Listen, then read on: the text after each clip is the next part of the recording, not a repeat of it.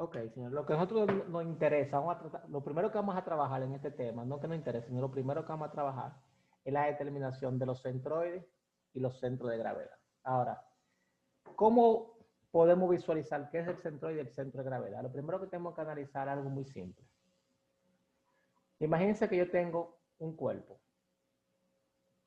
como está definido ahí. Eso es un cuerpo rígido. Yo sé de antemano que ese cuerpo tiene que tener un peso. Cuando yo estoy trabajando, normalmente, a la hora de trabajar una viga o un cuerpo rígido cualquiera, esos pesos que ustedes ven ahí, normalmente son producto de algún elemento que está sobre la viga en el cual tú sustituyes ese peso de ese objeto por una fuerza puntual. Ahora bien, esa fuerza puntual está localizada en un punto. ¿Dónde está localizada esa fuerza puntual? Esa fuerza puntual, como el ejercicio parecido al que hicimos en la camioneta y lo demás, en su centro de gravedad. Ahora bien, la pregunta es cómo yo puedo localizar el centro de gravedad de ese objeto, que le vamos a llamar, en este caso, XG y YG. Eso es muy simple. Para determinar eso, le voy a hacer un pequeño resumen, aunque no lo vamos a desarrollar ahora, el tema del peso, sino lo vamos a desarrollar primero el tema del centroide, pero quiero hacerle la relación con el peso porque es la forma más fácil de tú identificar. Yo sé que ese peso está aplicada en ese punto. Y yo sé que ese peso produce un momento que va alrededor del eje X y un momento que va alrededor del eje Y. El momento que va alrededor del eje Y es este. Y el momento que va alrededor del eje X es este. Normalmente ese momento en X va a ser a la fuerza multiplicada por su distancia perpendicular, que en este caso va a ser el peso por la distancia en Y, y en Y va a ser el peso por la distancia en X. Eso es lo que normalmente ustedes utilizan. Ahora, sabiendo que yo no sé quién es Y y quién es X, esa posición respecto a donde yo estoy sacando momento. Pero yo sé si algo muy interesante es que yo puedo agarrar ese objeto y descomponerlo en N objetos, para que me explique. En N cuerpecitos. Imagínense que yo divido eso en diferentes cuerpos y cada cuerpo de eso tiene un diferencial de carga. Como yo estoy dividiendo en N cuerpos, yo puedo conocer la posición X sub Y y Y sub Y de ese cuerpo. Lo que quiere decir que yo puedo conocer los momentos para el delta W sub Y de cada una de sus posiciones. Y yo lo que sí sé también es que el momento en X, por ejemplo, que es el peso por la carga Y, debe ser igual a la sumatoria de todos los pesos sub Y, o sea, de cada pesito pequeño sub Y que estoy calculando, multiplicado por Y sub Y, donde el peso sub Y y el Y sub Y son conocidos. Lo que quiere decir que simplemente yo puedo decir que la posición del centroide es la sumatoria de los pesos sub Y por Y sub Y entre el peso total del cuerpo rígido. Eso vamos diciendo que viene siendo una pequeña introducción de cómo determinar eso. Pero antes de yo trabajar lo que sería el centro de gravedad, yo primero quiero trabajar el centroide. ¿Por qué quiero trabajar el centroide? Porque el centroide no es más que el centro de área de un objeto en particular, o sea, de una figura en particular. Y usted se va a dar cuenta que hay una relación entre el centroide y el centro de gravedad. Pero primero vamos a trabajar el centroide. Y para trabajar con el centroide, vamos a imaginarnos que tenemos la siguiente figura. Que esa figura puede ser un rectángulo, puede ser un cuadrado, puede ser lo que sea, una figura cualquiera. Supongamos que esa figura yo conozco su centro de área. Su centro de área es ese punto. Lo que quiere decir que si yo conozco ese punto, o tengo una idea por lo que está localizado, tenemos a X centro de área y a Y centro de área. O sea, lo que a mí me interesa conocer es el par ordenado X, Y. Y X, Y lo que me define a mí es la posición del centro de área o centroide. Área o centroide. O sea, que lo que nosotros necesitamos calcular es ese concepto. Ahora, para calcular ese concepto voy a hacer algo similar de lo que yo le expliqué arriba y es dividir esa área en n rectangulitos de los cuales va a tener una dimensión diferencial de X por diferencial de Y. Y esos n rectangulitos yo los voy a localizar a una distancia x sub y una distancia y sub i. Y supongamos que yo pudiera expresar de alguna forma el área de ese diferencial de área como si fuera una carga puntual. Y vamos a llamarle esa A sub i. Estoy diciendo que A sub i va a ser diferencial de X por diferencial de Y. Y estoy asumiendo que esa área es como si fuera una carga puntual. O sea, yo sé que las áreas no son cargas, pero la forma más fácil de usted interpretarla es entender o imaginarse que yo agarre esa área y la sustituyo por un vector equivalente a un vector fuerza, pero en vez de ser magnitud fuerza, va a ser magnitud área. Si yo hago de forma similar y calculo los momentos, pero estos momentos, en vez de llamarle M, se van a llamar Q. Y Q significa momento de área de primer orden. Es de primer orden porque ustedes se van a dar cuenta que cuando multipliquemos el área por la cierta distancia, la distancia va a estar, la distancia lineal. Hasta la distancia lineal va a ser en grado 1. Por tanto, a eso lo vamos a llamar momento de área de primer orden. De forma similar, yo voy a tener dos momentos. Uno que rota alrededor del eje X y otro que rota alrededor del eje Y. O sea, es como determinar el momento de ese vector área que damos en vez de momento se va a llamar Q sub X y este en vez de momento se va a llamar Q sub Y. Ya sabemos que el Q sub Y va a ser la rotación que produce esa área alrededor de ese eje, que yo puedo decir que sería igual al área sub I. Vamos hablando del momento de la figura sub I multiplicada por X sub i. De forma similar, el Q sub X va a ser el A sub i por el Y sub i. Y tenemos esos momentos. Ahora, si yo descompongo esa área total en n rectangulitos de diferenciales X y diferenciales Y, me daré cuenta que el momento total que me genera este sub i, la figura completa, debe ser igual a la sumatoria de cada A sub i multiplicado por su respectivo Y sub i, desde i igual a 1 hasta n. Y de forma similar, Q sub y va a ser igual a la sumatoria de i igual a 1 hasta n de los A sub i por X sub i.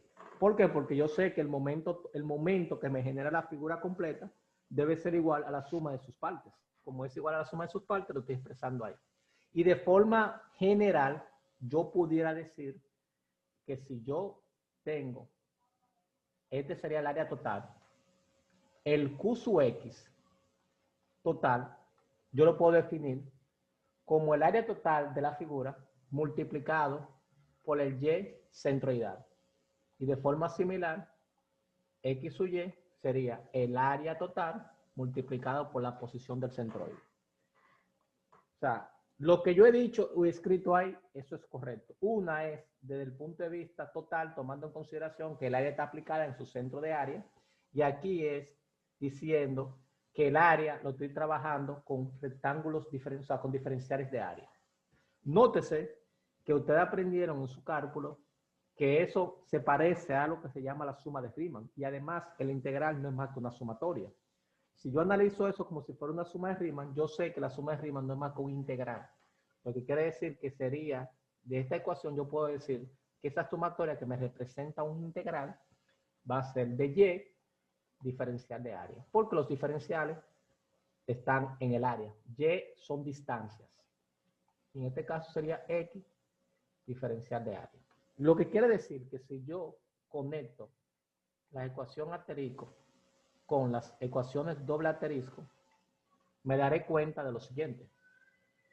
Me daré cuenta que Q sub X, que es el integral de Y diferencial de área, es igual a por la posición del centroide en Y. Y de ahí yo puedo decir que Y es igual al integral de Y diferencial de área, lógico, Y sub I, entre el área.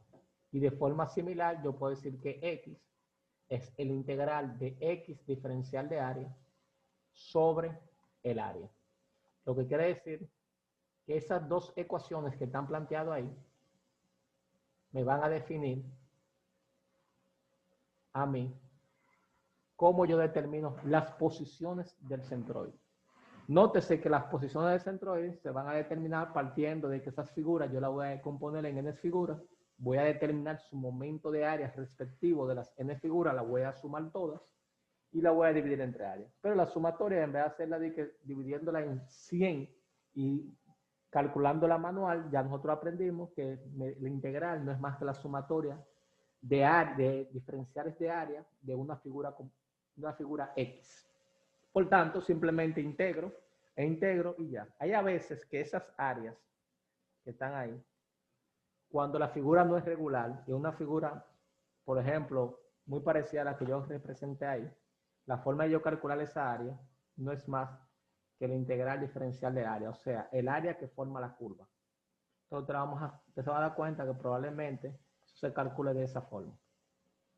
Entonces, con esa ecuación, vamos a decir la ecuación 1, la ecuación 2 y la ecuación 3, yo voy a poder determinar mi centro de área o centroide de cualquier figura que yo conozca. O sea, de cualquier figura, siempre y cuando yo pueda escribir esa figura como si fueran funciones, porque al final yo estoy integrando funciones y una función me puede definir cualquier figura regular o no regular. Por ejemplo, vamos a hacer un pequeño ejemplo para que se den cuenta. Si hacemos un pequeño ejemplo y decimos, imaginemos que tenemos por casualidad, si vamos al libro, por cierto, si ustedes leen el libro, todo lo que yo planteé es exactamente lo que yo escribí. Lo que pasa es que ellos empiezan con el centro de gravedad, cosa que yo voy a explicar un poquito más adelante, y después salta al centro de área. Yo me fui directamente al centro de área. Ok, y después van a áreas y líneas. Yo no voy la línea la voy a trabajar un poquito más adelante. Y después te dicen, miren, si usted tiene esas figuras que están presentadas en la figura 5.8, si usted tiene un cuarto de circunferencia, ese cuarto de circunferencia va a dar como resultado el siguiente centroide en X, centroide en Y. La parábola va a dar como resultado el siguiente centroide XY, y así sucesivamente. O sea, que ya te están dando para diferentes figuras conocidas cuál sería el centroide de esa figura. Entonces, usted se va a dar cuenta que parte de la práctica que yo le voy a marcar para esta sesión va a ser demostrar que todas esas figuras que están ahí, esos serían sus centroides. Entonces, yo le voy a explicar cómo se va a trabajar eso. Por ejemplo, yo voy a tomar uno. Voy a tomar la enjuta parabólica. Yo tomo la enjuta parabólica, ustedes se van a dar cuenta que la enjuta parabólica es algo que está así, que es la de aquí abajo, y le dicen que esa ecuación es y igual a k por x cuadrado, aquí le llama b, aquí le llama a. Y supongamos que le piden determine el centroide de esa figura. No, le llaman realmente es A y H. O sea, aquí no es A, no es H, es A. Que diga, no es B, es H. Ok. Y le piden determinar el centroide de esa figura. Eso es muy simple para determinar el centroide. Para determinar el centroide, yo sé que el centroide en X está definido como la integral de X diferencial de área entre el área. Y Y está definido como la integral de X diferencial de área sobre el área. Entonces, si empezamos con X, el truco es el siguiente. Fíjense que yo necesito tomar un diferencial de área. Como yo necesito tomar un diferencial de área, la clave es que cuando yo vaya a tomar el X diferencial de área, esto que está aquí es un momento de primer orden de área que rota alrededor del eje Y. Lo que quiere decir es que yo tengo que tener un área que voy a colocar ahí y va a rotar en este sentido. Como va a rotar en este sentido, la forma más simple es tomar un diferencial paralelo al eje con el que yo estoy trabajando, con el que yo estoy sacando momentos. Fíjense que mi momento es en Y. Lo que quiere decir que voy a tomar un diferencial paralelo al eje Y. Si nos damos cuenta, ese diferencial tiene la particularidad que esto sería aquí un diferencial de X, aquí sería un Y, y aquí sería un X sub. El libro, en vez de llamarle X sub y sub I, él le llama X elemento y Y elemento. Pero al final es exactamente lo mismo. ¿Qué es lo que estoy diciendo con eso? Que yo voy a agarrar esa figura y la voy a dividir en n diferenciales paralelo al eje Y, donde cada ancho o cada base de ese rectángulo va a ser el diferencial de X y cada altura va a ser Y. Como son diferenciales, ustedes saben y aprendieron que cuando yo divido eso en n figuras, eso me forma un rectángulo. Por tanto, el diferencial de área, yo lo puedo definir en este caso en particular como Y diferencial de X. ¿Estamos claros? Pero nótese algo muy importante, y es que esa Y que está planteada ahí depende de la posición que tenga X. O sea, si el X estuviera aquí, ese X, mi Y sería un Y que va en función de cuánto valga X. Fíjense que si X crece, Y crece. Si X decrece, Y decrece. Por tanto, le estoy diciendo que Y es una función que depende de X, cosa que ya te la están dando en el ejercicio. Y en función de X cuadrado. Lo que quiere decir que eso me tiene que dar como resultado, o sea, ese diferencial de área, se me fue el lápiz, volvió. Acá, por X cuadrado diferencial de X. La pregunta es aquí, ¿quién es K? Porque los parámetros es H y A. Entonces, para encontrar la K, simplemente, lo que hay que sustituir en ese punto. Fíjense que ese punto es el punto A, H.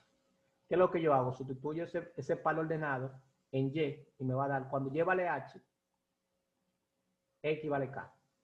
Que X vale A. Por tanto, sería A cuadrado, lo que quiere decir que K es igual a H sobre A cuadrado. Sustituyo aquí, me va a quedar H sobre A cuadrado, X cuadrado diferencial de X. Ya conseguí el diferencial de área cuando estoy trabajando con el Q sub Y. O sea, cuando estoy trabajando para determinar la posición centroidal de X. Lo que quiere decir que Q sub Y es igual a integral de X diferencial de área, que es igual, en este caso en particular, la integral de X, el diferencial de área, ¿cuánto vale? H sobre A cuadrado, X cuadrado, diferencial de X. Pero X, fíjense que los valores de X yo lo puedo tomar desde el punto 0 hasta el punto A. O sea, que las posiciones de X van a variar en esa figura. Por tanto, estamos hablando que esto va de 0 a.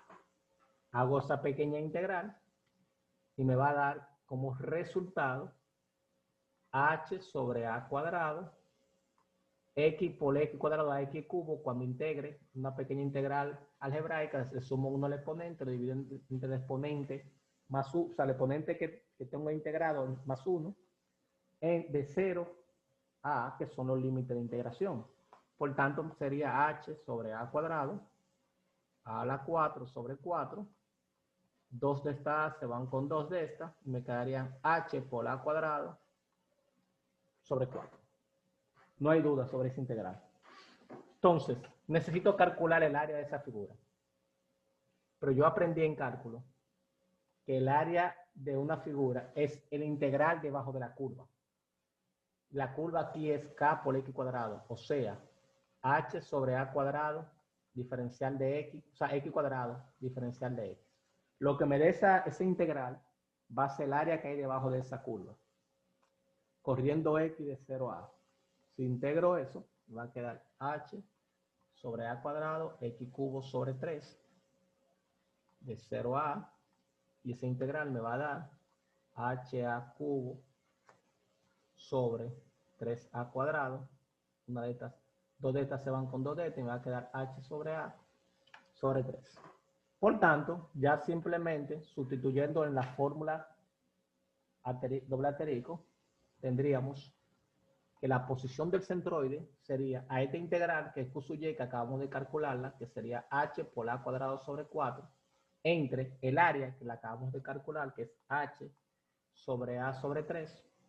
Quiere decir que este se va con este se multiplica dentro con adentro y afuera con afuera.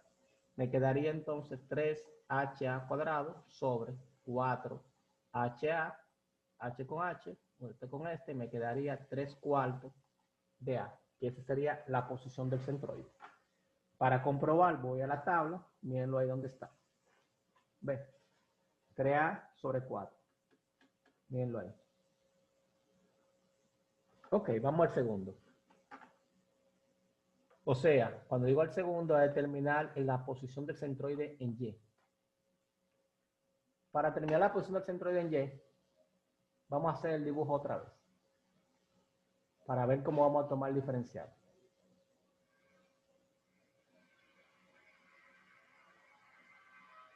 Ok. En este caso, nótese, si escribo la ecuación Y centroidal, ¿a qué es igual? A la integral de X diferencial de área entre el área. O lo mismo que decir Q sub X sobre el área. Lo que quiere decir que yo necesito trabajar con el momento que rota alrededor del eje X. ¿Estamos claros? Lo que quiere decir que la forma de trabajar eso es tomando un pequeño diferencial paralelo al eje X, de tal forma de que cuando yo vaya a determinar ese momento yo lo voy a trabajar con quién, con la altura Y sub I, ¿no verdad? La base, esto es un diferencial de Y, ¿estamos claros? Ahora, la pregunta es ¿cuánto vale esa base? Eso es muy simple, esa base vale A menos X. Y le vamos a explicar por qué vale A menos X. Y esto de aquí vale X. Miren por qué ocurre eso. La forma más fácil de entenderlo es con la siguiente curva. Con cualquier curva se puede demostrar, pero quiero demostrárselo muy simple. Imagínense que yo tengo esa función. Y yo quiero conocer la distancia que hay de aquí a aquí. Y yo conozco la altura Y que hay ahí. Ustedes saben que al yo evaluar la Y, esa Y me va a dar como referencia una X. Si yo sé que la curva tiene una longitud total de A, pues yo quiero decir, eso quiere decir que este pedacito que hay posterior a la derecha me va a dar como resultado A menos X. ¿Por qué ocurre eso? Porque yo tengo esa X, que es una función de Y, para que se entienda claramente. Al yo evaluar una función respecto a un punto, yo lo que obtengo es la distancia del origen a dicho punto. Como yo calculé, ese es mi punto, entonces la distancia que yo tengo es la distancia que hay del origen a dicho punto. Por ende, no es la distancia que a mí yo necesito en este caso en particular, porque la figura es la que está del lado derecha de la función. Por ende, a mí me interesa esta distancia. Por tanto, esa distancia va a ser al total menos la posición que me da la función. Por eso que aquí yo sé que cuando yo evalúo esa función a la altura Y, que es la cual yo voy a mover el diferencial, me va a dar como resultado siempre el X, que va a ser desde el origen hasta el punto donde estoy tomando el Y. ¿Estamos de acuerdo? Por tanto, esa no es la base de mi rectángulo, de mi diferencial de área. La base de mi rectángulo, ese diferencial de área va a ser entonces al total menos ese resultado que hay, que va variable en función de la posición que tenga Y, porque esa X que está ahí está en función de Y. Lo que quiere decir que para este caso en particular mi diferencial de área va a ser entonces al área de ese rectángulo, que va a ser A menos X, que sería mi base, por mi altura, que sería mi diferencial de Y. Sabiendo que esa X en particular es una función de Y. Entonces, ¿de dónde yo saco esa función de Y? Muy simple. Como yo conozco esa función, que es Y igual a K por X cuadrado, esa función tiene la particularidad que es invertible. Como es invertible, simplemente le busco la inversa. La inversa de esa función va a ser igual a Y sobre K, la raíz cúbica. ¿Estamos claros? Simplemente despejo la variable X y en este caso me da como resultado ese despejo. Pero yo sé quién es K. Acá yo demostré aquí atrás que vale H sobre A cuadrado, lo que implica que sería en este caso entonces la raíz cuadrada de A cuadrado, porque es la inversa, por H sobre, por H no, por Y sobre H. Recuérdense que K, para lo que llevan a notación, es H sobre A cuadrado. Ok. Ya tengo entonces que mi diferencial de área va a ser A menos X, pero X es la raíz cuadrada de a cuadrado por y sobre h. Todo eso diferencial de y. Recuérdense que yo necesito calcular q sub x primero. Entonces, q sub x sería igual a la integral de x diferencial de área, que en este caso en particular va a ser igual. Hay un error ahí, no es x. No es Hay Y, un man. error. Hay un error, es y. Recuérdense que es y. Hay un error Sí. ahí, es y. El integral de y diferencial de área, donde el diferencial de área acabamos de determinar lo que es a menos la raíz cuadrada de a cuadrado y sobre h diferencial de y. Si distribuyo ese integral, me va a quedar, y saco las constantes fuera de mi integral, me va a quedar a integral de y diferencial de y menos la raíz de a cuadrado sobre h integral. Fíjense que voy a tener una y por una raíz de y, que eso es lo mismo que decir y por una y a la 1/2. Sumo los exponentes. Recuérdense que aquí hay un 1. Le va a quedar 3/2. ¿Estamos de acuerdo? Simplemente Sí. lo que estoy sumando es 1 más 1/2. Y eso es bastante simple. Y a las 3/2, diferencial de y. Ahora miren, no he puesto los límites de integración, pero yo sé que y se va a mover de 0 hasta llegar al punto máximo que es h. Por tanto, este integral va de 0 a h y este integral va de 0 a h. Simplemente integro. Ok, el primero bastante sencillo. A por y cuadrado sobre 2 de 0 a h menos el segundo. Inclusive, ¿qué voy a hacer? Eso se va a contrarradicar y me va a quedar a sobre h a la 1/2, para escribirlo de forma exponencial. Multiplicado por y, ahora voy a sumar a 3/2, le voy a sumar 1. Eso me va a dar 5/2. Entre el exponente, que vale 5/2. Y todo eso va de 0 a h. ¿Estamos claros? Eso me va a dar como resultado, entonces, si sustituyo mis integrales, fíjense que cuando sustituya por 0, se me va. O sea, que no hay necesidad por ser una función algebraica. Entonces me va a quedar a por h cuadrado sobre 2, esta sustitución, y esta sustitución me va a quedar menos 2/5, lo que estoy haciendo es mandando el 5 para arriba, por a sobre h a la 1/2, que es este término, y simplemente ahora sustituyo a h, a y por h, que me va a quedar h a la 5/2. Ok, lo estoy haciendo un poquito largo la integral para que no haya dudas. Entonces, lo que quiere decir que q sub x va a ser igual a por h cuadrado sobre 2. Nótese que esto es, como hay bases iguales, se restan los exponentes. Me va a quedar menos 2/5 de a por h, sería 5/2 menos 1/2, se van a dar cuenta que da 4/2, o sea que da h cuadrado. Sumo esos quebrados, simplemente mínimo común divisor sería 10, no, mínimo común múltiplo 10, o sea 5 por 2, 10, o lo multiplico si yo quiero, 10 entre 2 a 5, o sea va a quedar 5 aquí arriba, y después 10 entre 5 a 2, 2 por 2, 4, va a quedar 5 menos 4, 1, lo que queda, va a quedar h cuadrado. ¿Se entendió lo que yo acabo de hacer? Lo que yo acabo de Sí. hacer fue 1/2 menos 2/5. Si lo hago aquí va a quedar 2 por 5, 10, 5, 2 por 2, 4, 1/10. Entonces, como hay h cuadrado son factor común, me va a quedar a h cuadrado sobre 10. Ok. Ya para terminar, aplico la ecuación triple asterisco, o sea, y sería igual a ¿quién? A q sub x, que es a por h cuadrado sobre 10, entre el área, pero el área yo la calculé previamente, que daba a por h sobre 3. Para los que no se acuerden, mírenlo ahí, el área. Mírenlo ahí. ¿Estamos claros?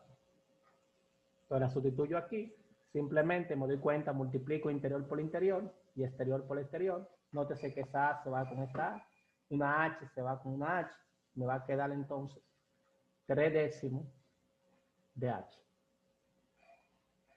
Quiere que el centroide en X va a ser 3/10 sobre H y el centroide en Y vamos a escribirlo aparte aquí. el A me quedó, o sea, en X me quedó 3A sobre 4.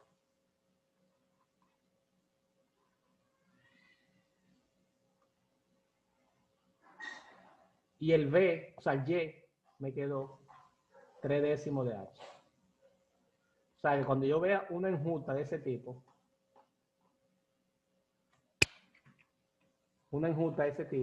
ya yo no tengo que volver a hacerla por integral, sino simplemente sustituir esos valores, sabiendo que la base H, A, y la altura base H. Si voy a mi libro, en mi libro, la enjuta, miren ahí, 3H sobre 10. Ok. ¿Alguna pregunta? Y miren el área donde le dio AH sobre 3, que fue lo que me dio a mí. Vean, fíjense que en esa tabla te da el centro de en X, el centro de en Y y el área. 3H sobre 4, 3A sobre 4, 3H sobre 10 y A por H sobre 3. Por ejemplo, ustedes pueden calcular cualquier otro y se darán cuenta que da lo mismo. O sea, la forma de evaluar es exactamente la misma. Entonces, ¿qué es lo que yo quiero? Que ustedes me resuelvan cada uno de los que están ahí mediante integral. ¿Estamos de acuerdo? Vamos a hacer otro ejemplo. Por integrales. De los momentos, maestro, ¿puede acercar de nuevo la parte en Cuye? Cuye aquí. Exacto, ahí. De 0 a... Yo estoy viendo el límite de... ¿Puede repetir el Recuérdate que límite? de 0 a por un tema básico. Y es Ya que lo vi. X se mueve de entre 0 y A. Exacto. Aquí es de 0 a H, porque fíjate que se está moviendo Y. Y Y se va a mover de 0 a H. Sí, ya lo vi. ¿Estamos claros? Sí, señor. Excelente. Entonces, miren.